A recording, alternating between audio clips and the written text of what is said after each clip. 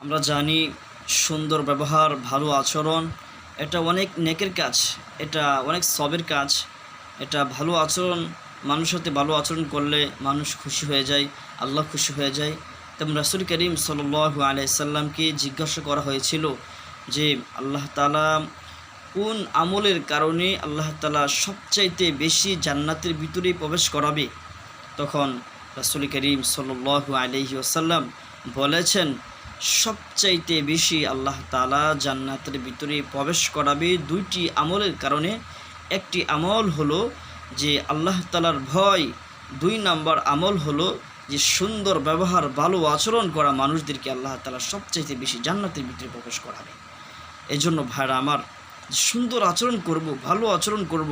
রাসূল করিম সাল্লাল্লাহু আলাইহি ওয়াসাল্লাম এক হাদিসের ভিতরে আল্লাহ রসুল সাল্লাল্লাহু আলাইহি ওয়াসাল্লাম বলেছেন যে আকমালুল মুমিনিনা ঈমানান আহসানুহুম খুলুকান, যে ওরাই হলো পরিপূর্ণ ঈমানদার যারা যারা সুন্দর ব্যবহার, উত্তম আখলাক রয়েছে, সহজে মানুষের সাথে মিশে। এজন্য ভাইরা আমার, যে অন্য জায়গায় রাসূল করিম সাল্লাল্লাহু আলাইহি সাল্লাম বলেছেন যে মা মিন শাইইন আসকালা ফিল মিজান, যে মিজানের পাল্লায় উত্তম আখলাকের চেয়ে ভারী কোনো আমল থাকবে না। এই জন্য ভাইরা আমার, এটা গুরুত্বপূর্ণ কথা যে সুন্দর ব্যবহার, ভালো আচরণ এটা উঠে গেছে মানুষ থেকে, এটা মানুষদের থেকে উঠে গেছে। আমরা যদি মানুষের সাথে ভালো আচরণ করি, সুন্দর ব্যবহার করি, নম্র আচরণ করি, আমরা কথা বলার স্টাইল ঠিক করতে হবে, ভালোভাবে কথা বলতে হবে। তাহলে ভালোভাবে কথা বললে মানুষ তাদেরকে সম্মান করে, ইজ্জত করে, তার মান সম্মান বেড়ে যায়।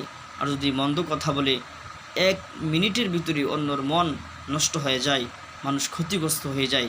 এর জন্য ভাড়া আমার এটা খুব গুরুত্বপূর্ণ আমল যে আমরা ভালো আচরণ করব, মন্দ আচরণ করব না, আমরা ঝগড়া ফাসাদ করব না, আমরা মারামারি কাটাকাটি করব না, আমরা মুখ দিয়ে মানুষকে কষ্ট দিব না, আমরা হাত দিয়ে মানুষকে কষ্ট দিব না। এজন্য এটা গুরুত্বপূর্ণ কথা। এই আমলগুলো করলে আল্লাহ তাআলা খুশি হয়ে যায়, মানুষগুলো খুশি হয়ে যায়, মানুষগুলো আপন হয়ে যায়, মানুষগুলো তাকে ইজ্জত দিতে সম্মান করে, ইজ্জত করতে চায়, সম্মান করতে চায়, মানুষ তাকে একটু মহব্বত করতে চায়, কিন্তু এগুলো মানুষ করে না। এই খুব গুরুত্বপূর্ণ একটি আমল। আমলগুলো করলে আল্লাহ তাআলা দুনিয়াতে শান্তি আমাদেরকে দিবেন, পরকালে শান্তি আমাদেরকে দিবেন। এই আমলগুলো আমাদেরকে সবাইকে করতে হবে, তাহলে আমাদের দুনিয়ার জীবন সুন্দর হয়ে যাবে, আখিরাতের জীবন সুন্দর হয়ে যাবে।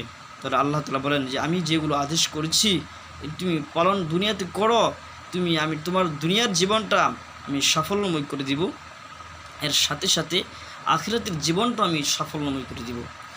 এই জীবনে আমরা এসেছি কতদিন আমরা বাঁচব? এই জীবনটা হলো অল্প জীবন, এই জীবনটা হলো অল্প হায়াত, অল্প কিছুদিন জন্য আল্লাহ তাআলা আমাদেরকে এই পৃথিবীতে পাঠিয়েছেন।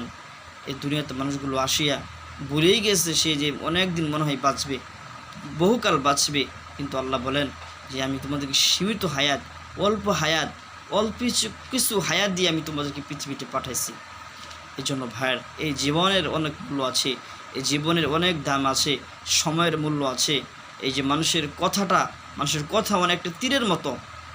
আপনি একটি কথা বলছেন, একটি তীর নিক্ষেপ করছেন, ও একটি কথা বলছে, একটি তীর নিক্ষেপ করছে।